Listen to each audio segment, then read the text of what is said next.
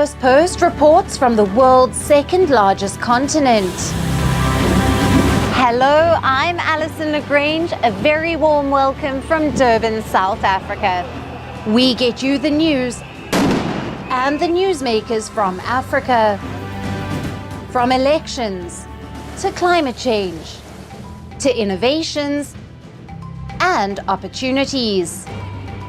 As the world's attention shifts, we report from Africa, the heart of the global south. Join me every weekday live on Firstpost.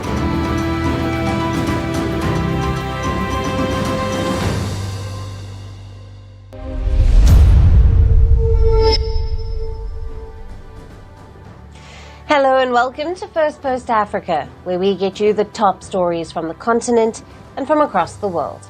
I'm Alyson Grange, coming to you live from Durban, South Africa. First, let's take a look at the headlines. The Indian Navy swings into action after a Singapore flag container ship reported an explosion off the coast of the southern state of Kerala. Out of 22 crew members, at least 5 are reported missing. Donald Trump's new ban on travel to the US by citizens of 12 countries, mainly in Africa and the Middle East, comes into effect amid rising political tensions over his administration's harsh anti-immigration policies. An explosion injures 4 at a Japanese facility for storing unexploded bombs at a US airbase in Okinawa. Authorities say none of the injuries were life-threatening. Argentinian President Javier Milei insults Spanish Prime Minister Pedro Sanchez, calling for clobbering the local bandit during an event in Madrid.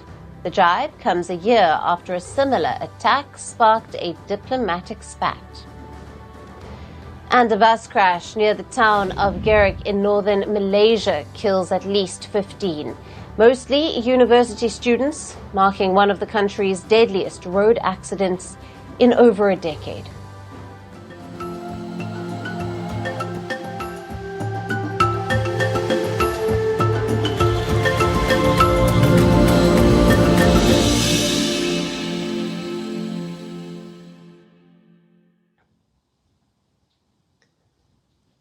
Hello and welcome. We begin with major developments out of Mali. The Russian mercenary group Wagner has officially withdrawn from the West African nation after more than 3 years of operations against Islamist insurgents. The Wagner Group says its mission in Mali is complete and its fighters are now returning home. Wagner's presence boosted Moscow's footprint in Africa. In Mali, it had been operating since 2021 following a military coup. Wagner troops replaced French troops and UN peacekeepers fighting Islamist insurgents, but the violence has continued unabated. Despite Wagner's exit, Russia is not leaving Mali. The Africa Corps, a state-controlled Russian force, says it will stay. It claims that Wagner's exit will not affect the operations on the ground. Now, the Africa Corps is under direct command of the Russian Defense Ministry. It was formed after the death of Wagner's ex-leader Yevgeny Prigozhin in a plane crash in 2023. Now, months after his short-lived mutiny against President Vladimir Putin, Moscow has since been building the Africa Corps as a replacement force. Now, as per reports, up to 70 to 80% of Africa Corps personnel are ex-Wagner fighters. And according to US officials, around 2,000 Russian mercenaries remain in Mali. But it is unclear how many belong to Wagner and how many to Africa Corps. Now, Wagner also operates in neighboring Burkina Faso and in Niger, which are also junta-led countries and a hotbed for terrorism. The withdrawal from Mali coincides with a surge in attacks by al-Qaida affiliate Jnim, which recently forced the country's army to retreat from a key base after back-to-back assaults. Wagner also suffered its deadliest defeat in Mali last year, when a convoy was ambushed near the Algerian border. Between 50 to 80 Wagner fighters were killed in what was their biggest loss in Africa to date. The escalating violence across the Sahel has raised questions about Wagner's effectiveness and its claims of strengthening the Malian army. Analysts say that Wagner's exit casts doubt on the future of Russia's security footprint in the region. Now, what does this withdrawal tell us about Russian operations in the Sahel region?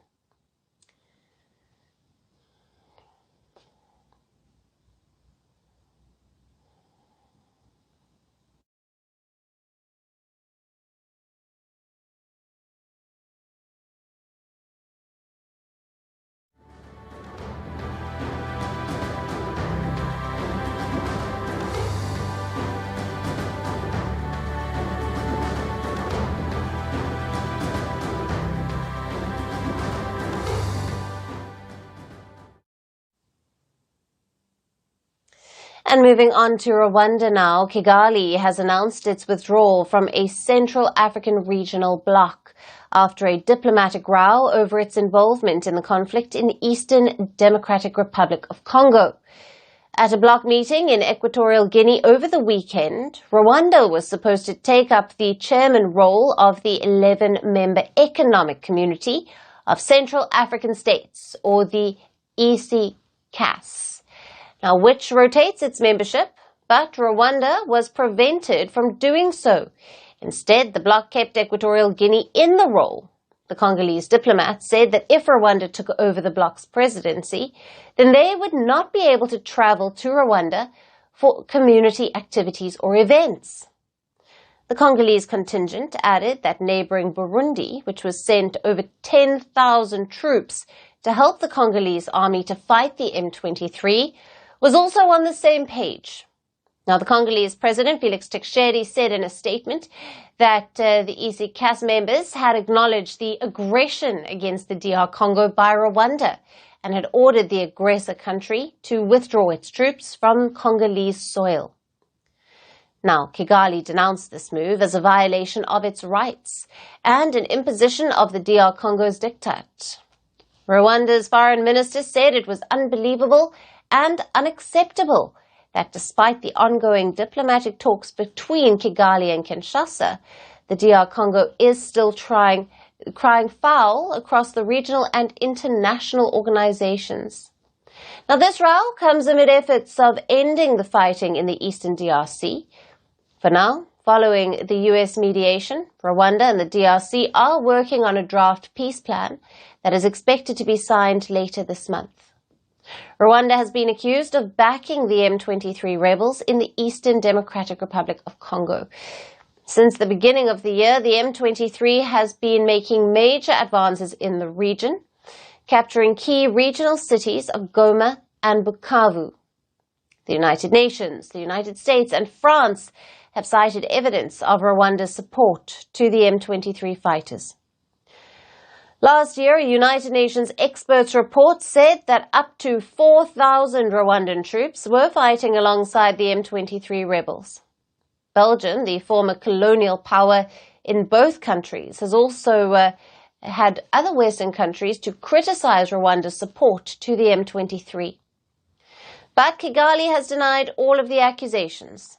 It says its troops were deployed only along the border, and this to prevent the conflict from spreading into its own territory. Rwanda also says its forces were only acting in self-defense against Congo's army and the ethnic Hutu militiamen linked to the 1994 genocide that killed around 1 million people, mostly ethnic Tutsis. For now, in light of the latest development, the question that lingers is, will Rwanda be snubbed at a regional bloc? Affect the ongoing US and Qatar brokered truce talks between Kigali and Kinshasa.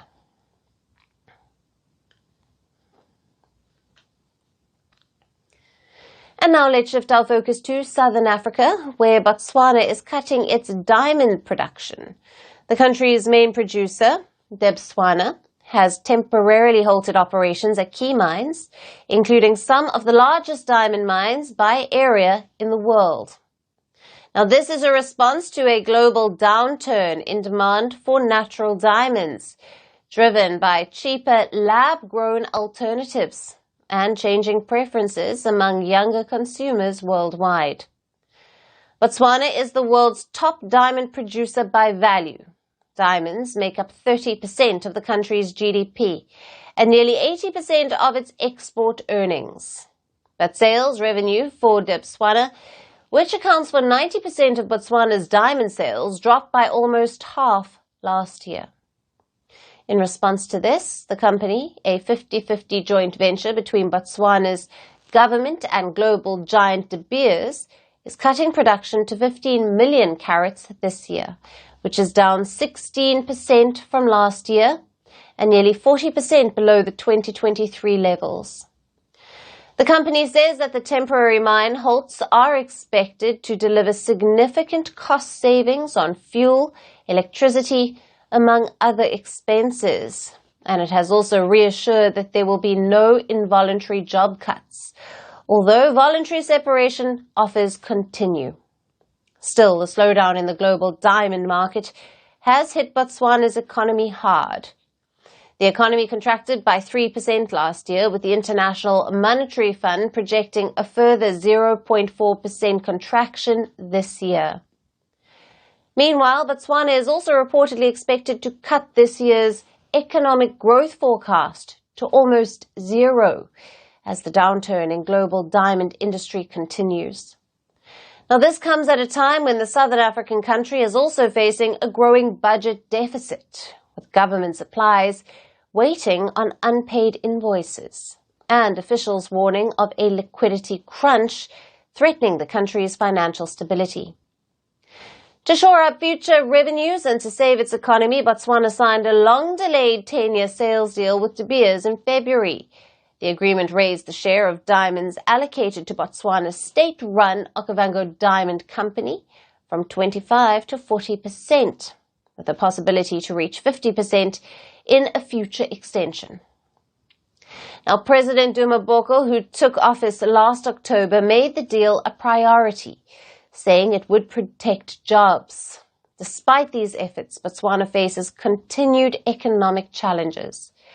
Efforts to diversify into tourism, finance and other minerals have not yet offset the impact of the diamond slowdown.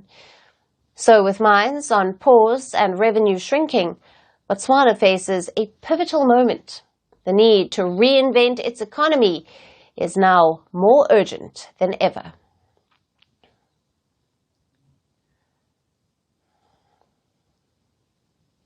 And our last story is about the world's most followed person on TikTok, Kabilame. Now, the Senegal-born Italian influencer has gone viral once again, this time not for a funny video, but for his detention in the United States. The TikTok star was detained by the U.S. Immigration and Customs Enforcement, or the ICE, over the weekend after allegedly overstaying his visa. Now, the news was first broken by political activist Bo Loudon, who also claims to be a close friend of Donald Trump's son, Barron Trump.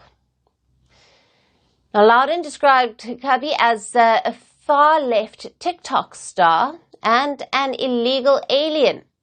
He claimed he discovered that Lame had overstayed an invalid visa and evaded taxes, as he personally took action to have him deported. Now, ICE has confirmed that Kabilame was indeed detained. As per the agency, he entered in the U.S. on the 30th of April and had overstayed his visa terms. He was taken into custody on the 6th of June and released on the same day. And the ICE said that he was granted voluntary departure and has since left the U.S. Now, Kabilame is a 25-year-old social media influencer. He was born in Senegal and is now an Italian citizen. He is also a UNICEF Goodwill Ambassador, and he holds the top spot on TikTok with over 162 million followers and has more than 18 million followers on Instagram. Now, Lame rose to fame during the COVID-19 pandemic with his signature silent reaction videos and his trademark Kabi move, mocking the overly complex life hacks. So far, he has not made any public statement about the incident. The purpose of his U.S. visit also remains unknown. Meanwhile, fans around the world are rallying behind him. They're questioning Louden's labeling of him as a leftist influencer when his content is entirely non-political. While the detention itself may not be controversial, it's the tone and claims surrounding it that have sparked debate online. And with that, it's a wrap on this show. We will see you again tomorrow at the same time. Thank you for watching, and goodbye.